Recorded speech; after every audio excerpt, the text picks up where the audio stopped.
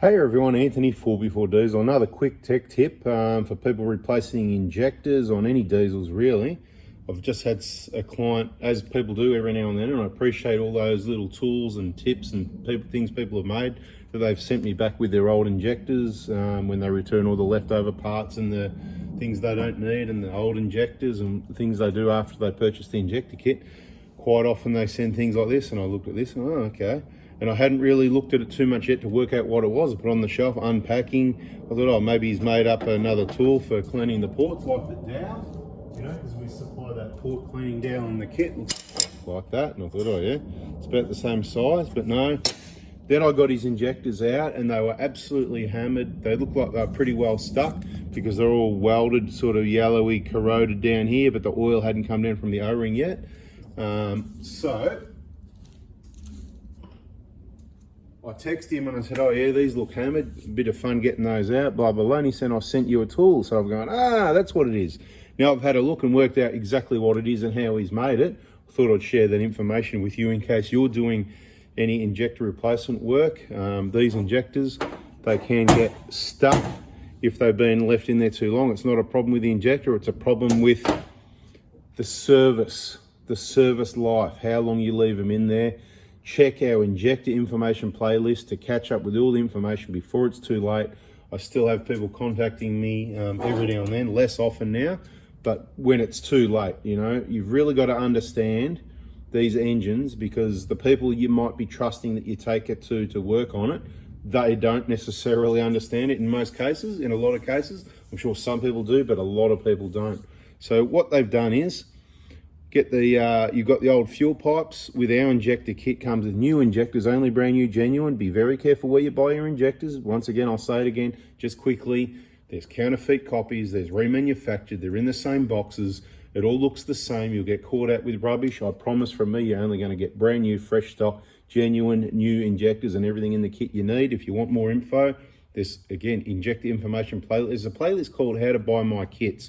That'll have the videos that say latest injector kit information, new injector kit, stuff like that. And that'll have all the info, what's included, and somewhere in there, maybe the pricing if you're lucky, and hopefully it's up to date.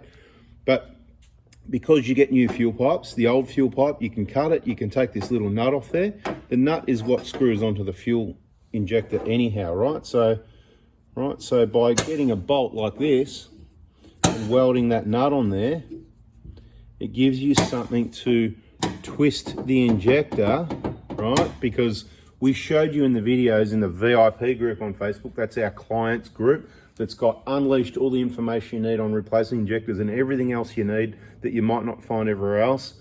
I suppose there's less videos there. There's a lot, but there's less, but all the more important ones for actual working on your vehicle and all that sort of thing. And of course, our workshop partners are in there as well, and sometimes they share some info, which is really handy. So in the videos, we showed you the DIY way. Not everybody's got one of these tools or can make one or can weld this sort of thing. And to be quite honest, I didn't think of this one. We've got some other tools there and things that work.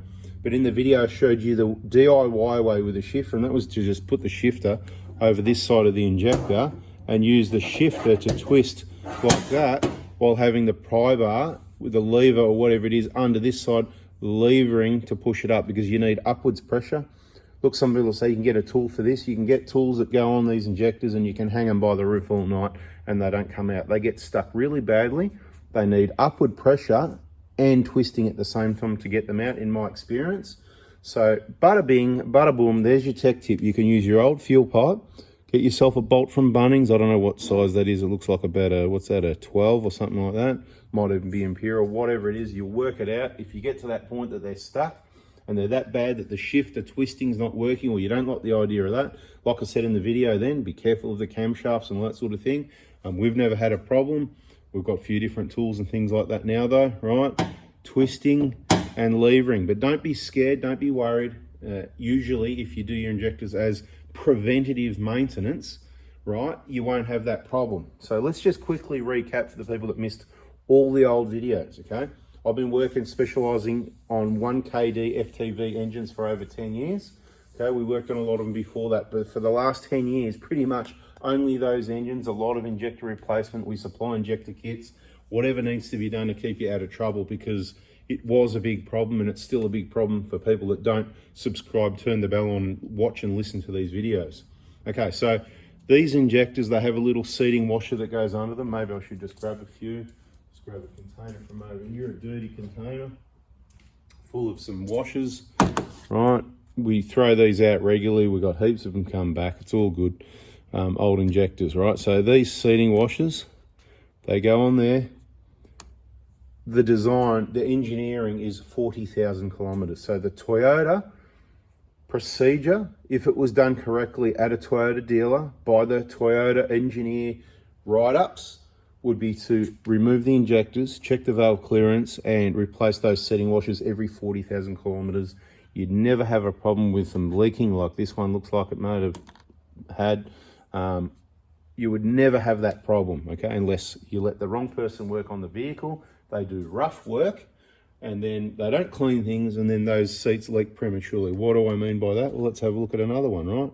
I don't know, I can't really, it's hard to pick one out here, but it's all pretty grotty in there. These ones haven't been cleaned, but that's the whole point, right? If they're not clean, that surface, that nice clean surface, it won't stick to the bottom of the injector and the head and create a great seal without any crap in between that's going to cause a premature leak, which is what happens, right? Now, my recommendation is not to pull the injectors out every 40,000 kilometers, because it also says in that Toyota book, like it says in bold, when replacing the injector, you must replace the fuel pipe. It also says, you know, be very careful about contamination. It's really high risk business, you know, contamination to these injector inlets, right? It talks about that quite seriously, because the pipes come off, all the rubbish accumulates around here in the nozzle seal, and guess what falls in the injector when you go to do this sort of work. So my recommendation is you don't pull the injectors out until you're ready to throw them in the bin, or send them back to me if you've got an injector kit. All right, we strip them down, we do a free contamination check, which comes in handy sometimes. Recommendation, well, when we do these in the workshop, I will guarantee these seats won't leak for at least 120,000 kilometers, right? That's a money back guarantee. If we do this work in the workshop and those seats leak within 120,000 kilometers, mate, you're going to bring it back, we're going to do the whole job all over again, right? There's probably going to be another reason for it if it did happen. There's also aftermarket seating washers made from different materials, which are no good. We go through all this stuff in detail in all the older videos that are in those playlists on our YouTube channel, 4Before Diesel. Check out the playlists.